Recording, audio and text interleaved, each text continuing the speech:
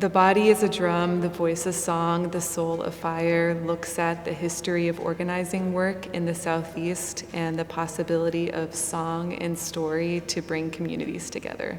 We're talking a lot about labor and labor organizing, and the three artists all approach this topic in very different ways, which I think is at the heart of the exhibition. What does labor look like when it's separated from capital and maybe is instead rooted in care and solidarity? Diana Settles, her paintings are looking at the moments between organizing work, how being together with friends, with family, can be just as much of a political act as the front lines of a strike. A sort of experientially unpleasant part of working for a better way of life can be things like marching in the streets and doing direct action. Like, I think that both of those are like immensely important in order to kind of like steal away the type of life that I think a lot of people are really hungry for.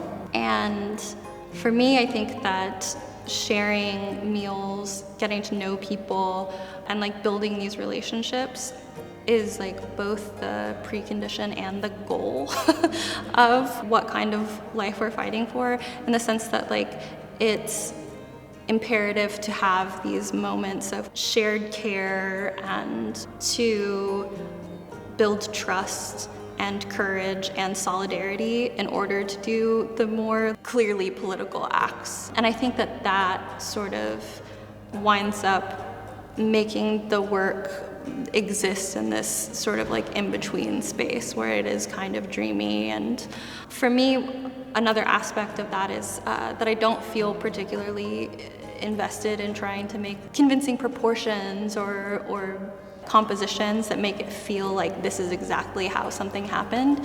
It's about being interested in recording these things that help us experience a more meaningful way of life. With Tabitha's tapestries, I mean, she's really clearly depicting the history of labor organizing in the Southeast. And so that one's really explicitly taking a look at wage labor. At one point, Chattanooga was a very union-dense city. It was over half of workers in every industry were unionized. And the events that I've captured are massive strikes that last multiple weeks, and they really just portray this level of discipline and militancy that I think is surprising for people who aren't familiar with it. I want the pieces to be maximalist, and I want them to be very triumphant and positive.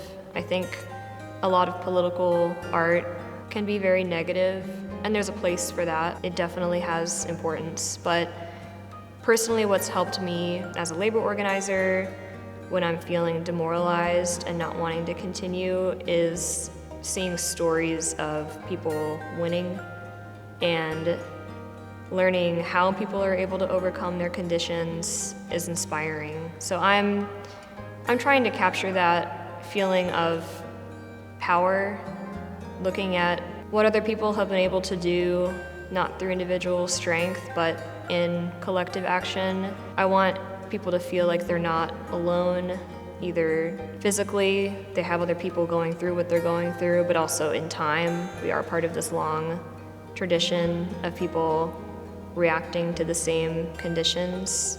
I want them to feel solidarity. I hope that they are inspiring and that they give people some hope.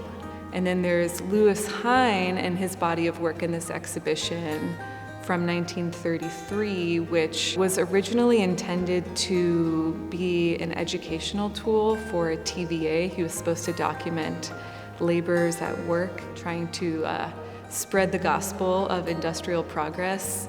TVA wasn't very happy with the job he did. He was much more focused on documenting the lives of laborers gathering in their homes, in their everyday. These photographs almost seamlessly pair with the start of the Highlander Center, which was founded in 1932. So these songs we're hearing, protest songs, folk songs, and spirituals, really ground the last century that this work was all made in. And so I think paired together, all of these artists allow us to very expansively think about what labor might mean.